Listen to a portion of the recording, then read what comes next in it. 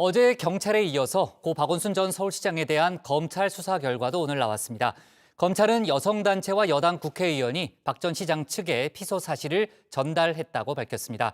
관련 속보 내용 그리고 재보궐 관련 소식을 유정아 반장이 정리해봤습니다. 고 박원순 전 서울시장 관련 수사가 5개월여 만에 끝났습니다. 박 전 시장의 실종 전날 접수된 강제추행과 성폭력 처벌법 위반 혐의 고소 사건은 공소권 없음으로 마무리됐습니다. 경찰이 고 박원순 전 서울시장에 대한 수사 결과를 발표한 지 하루 만에 검찰도 그간의 수사 결과를 내놨습니다. 고소장이 접수되고 박 전 시장이 실종된 날 전후에 박 전 시장이 고소 사실을 알게 된 경위에 대한 수사입니다. 경찰이나 검찰 혹은 청와대 관계자가 공무상 비밀을 누설한 게 아니냐는 거였죠. 서울시장의 주위에 있는 사람에게는 본격적인 수사가 시작되기도 전에 증거인멸의 기회가 주어진다는 점을 우리는 목도했습니다. 이런 상황에서 누가 국가 시스템을 믿고 유력 성폭력 피해 사실을 고소할 수 있겠습니까? 네, 그런데 수사 결과 박 전 시장이 고소 관련 사실을 알게 된 건 시민단체 관계자와 여당 국회의원을 통해서였습니다. 검찰은 일부 확인한 사실관계도 발표를 했는데요. 검찰에 따르면 피해자를 대리한 김재현 변호사는 지난 7월 7일 시민단체 관계자 A씨에게 연락해서 박 전 시장에 대한 미투 사건을 고소할 예정이라면서 도움을 요청했습니다. A씨는 다른 시민단체 관계자와 이를 논의를 했고 논의 과정에서 한 관계자가 그 다음 날 여당 국회의원에게 고소 관련 사실을 알렸다는 겁니다. 이 의원은 즉시 임순영 당시 서울시 젠더특보에게 전화를 해서 박원순 시장 관련 불미스러운 얘기가 도는 것 같다라고 했다는 겁니다. 지목된 여당 의원 남인순 의원 측은 이 사실이 맞는지 확인해주지 않았습니다.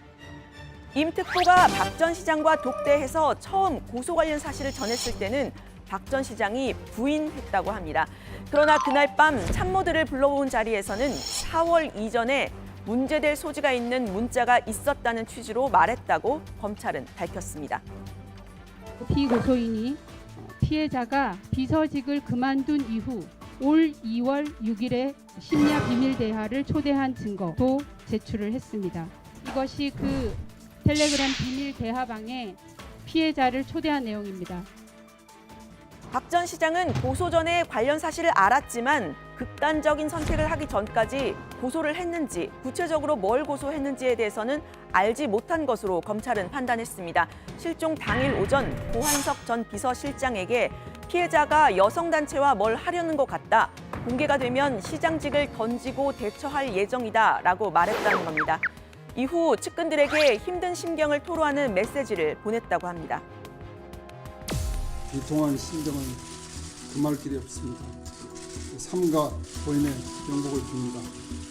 갑작스러운 비보로 슬픔과 혼란에 빠지셨을 시민 여러분께도 깊은 위로의 말씀을 드립니다. 서울시정은 안전과 복지를 최우선으로 하는 박원순 시장의 시정 철학에 따라 중단 없이 굳건히 계속되어야 합니다.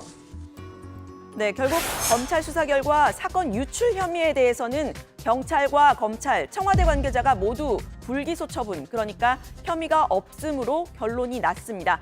앞서 경찰은 박 전 시장의 강제추행 혐의는 공소권 없음, 참모들의 방조 혐의는 증거 불충분, 이렇게 모두 불기소 의견으로 검찰에 넘겼죠.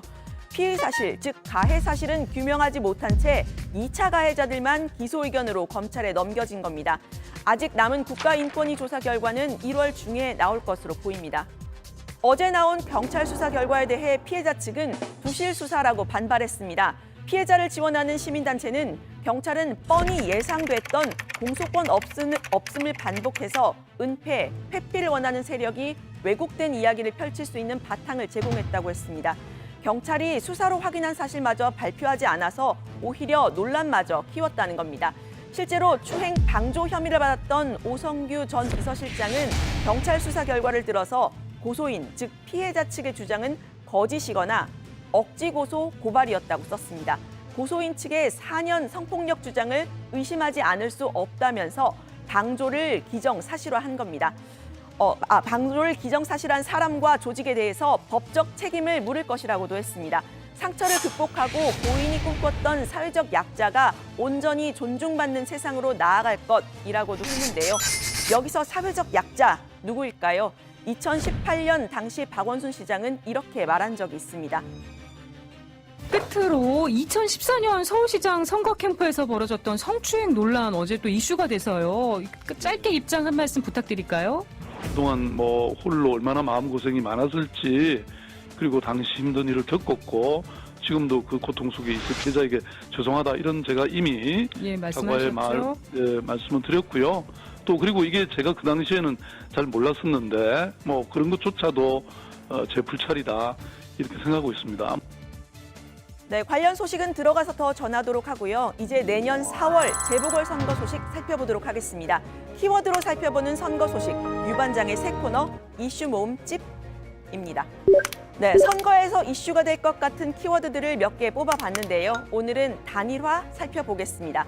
먼저 오늘 공천관리위원회 첫 회의를 연 국민의힘입니다. 당 바깥의 인사들을 흡수해서 범야권으로 묶어내는 게 과제죠. 정진석 공관위원장은 문재인 정권의 폭정을 종식하기 위해 모두가 사사로운 이익을 버려야 한다고 했습니다. 다만 야권의 플랫폼은 당이어야 한다고 했습니다. 제1야당인 국민의힘이 문재인 정권의 폭정을 종식하는 범야권의 플랫폼이 되겠습니다. 만일 이 대의에 동참하지 않는다면 정권 심판을 원하는 국민들의 분노를 그 누구도 피해갈 수 없을 것입니다. 네, 다른 목소리도 나왔습니다. 국민의힘 전 현직 의원 모임, 이른바 마포 포럼을 이끌고 있는 김무성 전 의원입니다. 김 전 의원은 중앙일보와의 인터뷰에서 안철수 대표와 금태섭 전 의원이 중도 확장에 도움이 된다면서 입당을 해버리면 지지층이 떠날 수 있다고도 했습니다. 내후년 대선까지 염두에 둔 단일화 구상인데요. 구체적으로는 2007년 이명박, 박근혜 후보 간 경쟁을 모델로 들면서 큰 상처를 남겼지만 흥행의 성공이 결과적으로는 대선 승리의 에너지를 만들었다고 했습니다. 앞서 더불어민주당의 아직까지 유일한 후보 우상호 의원 역시 열린민주당의 당대당 통합을 제안했다는 소식 어제 전해드렸었죠. 열린민주당 김진애 의원도 오늘 단일화를 염두에 두고 출마했다는 취지로 말을 했습니다. 역동적으로 가야 이길 가능성이 높아지고 화의를 키우기 위해서는 우리 열린민주당이 뛰어야 한다는 겁니다. 열린민주당이 나서준 것에 대해서 더불어민주당은 고마워해야 한다고도 했습니다.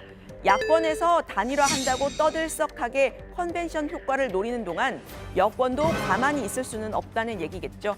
그래도 여권이 본격적인 선거전에 뛰어들려면 코로나와 백신, 경제 위기 같은 급한 불을 꺼야 할 것 같습니다.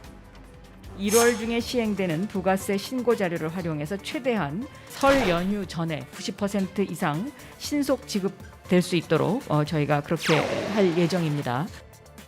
네, 오늘 발제는 박원순 전 시장 관련 내용으로 정리합니다. 박원순 피소 사실, 시민단체와 여당 의원이 유출, 피해자와 문제될 문자 있었다.